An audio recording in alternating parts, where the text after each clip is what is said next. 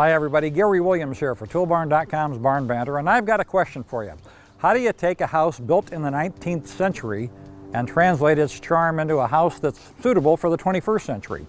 Well, an Omaha family, John and Vera, who live here in Dundee in Omaha, Nebraska, are doing just that with this home that was built in 1895, and they've got quite a project underway. Watch as John shows us that one small flight of stairs for man means that one giant leap is no longer needed to get downstairs to the laundry room. It's a big deal. Stick with us and we'll show you. We're joining John as he rebuilds the steps to his basement. Today he's working on the treads, and to help him out we let him borrow the Makita track saw. He'll be making a lot of custom cuts at crazy angles, and the track saw will make this a lot easier. He's never used this kind of saw before, so we wanted to get his initial reaction. The blade on there is amazing. If I did that with a circular saw, it'd be all just notched up. Like, it would look like this. Yeah. This is done with a circular saw that's not got the right blade in it. So by putting the right blade in that sucker, I get away from that. That's a cross cut. That's across the veneer of the grain. This one is across it too. The way John is keeping track of his angles is by making these paper templates. Right now, John is checking to see if he made the cuts correctly, at least according to those templates. As long as I did my templating right, I mean, I am right on. You are right on. The deal. You're a great man.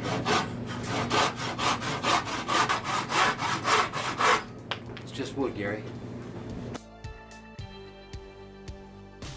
I would have never tackled this 5 years ago. I was scraping paint and doing that kind of thing. But then you get used to being around and using wood and seeing how it reacts. And so it's a kick to get to this point right now, because I had this drawing for a couple, 3 weeks. And now it's really, I mean, I can touch this. And the grandkids, when they come down the stairs, are going to say, yeah, Grandpa built this, you know, and they can get in here and hide. So I'm just so excited about it, Gary. Let's get to the next one.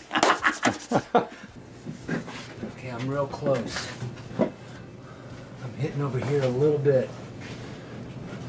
The plaster wall is keeping his tread from fitting correctly, so he's going to rough it up a little bit and get extra material out of the way. It's flush. And I got a little bit there. Yeah, just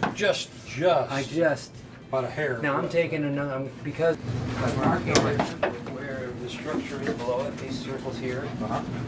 So you know where to nail, right? Yep. We also let him borrow the Makita brad nailer. Let's see how he likes it. Nice. First time I've used a powered nail gun. It's a little bit heavier. It's more like a framing gun than it would be a trim gun. Yeah. But I don't have to have a hose. I don't have to plug this thing in. Right. And if I'm upstairs and I don't have the hose with me, I can put this right to. Yeah, I like it. So these are in here, and I just don't. They're 18 gauge, right, brad nail, or like 2 inches long. Right. It's just not enough for me to keep this tread down. I'm probably way over designing it, but I'm gonna go back to my screw holes. Right. And screw this sucker down. Then I feel comfortable. Okay. And then I'll countersink them a little bit, fill them with putty, sand them off. Sure. Okay. So, Nice tools. What do you want to do next? Well, I want to talk to the Makita guy and get a good deal on those, because I really like them. I like the track saw quite a bit. Well, the first one I'm a little bit nervous because I've never used a saw like that before.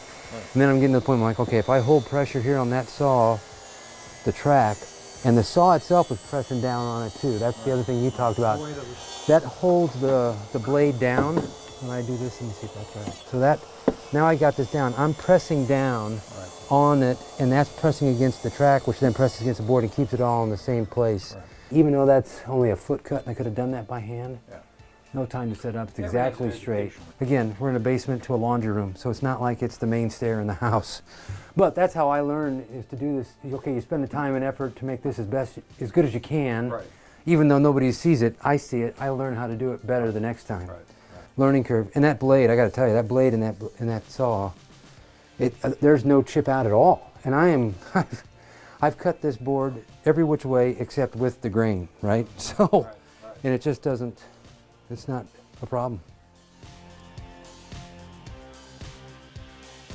There's something about doing it yourself and having the right tool to do it. Makes you feel good. Makes you feel like you know what you're doing. Right. Because you're using the right tool right. Well, so we're kind of 2 for 2 on these tools. I am. At first it felt heavier than I thought I would like, but then when I feel like how I'm holding it in place with the pressure through the stroke, it's nicer than I thought. It's better than I thought it was going to be. Good. Okay. Well, the stairs certainly seem to come out well. Just a few finishing touches, and this job is done.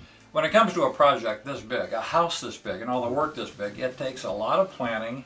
It takes a lot of good tools.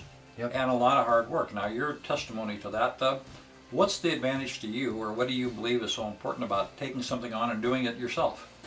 It connects me to the house forever, right?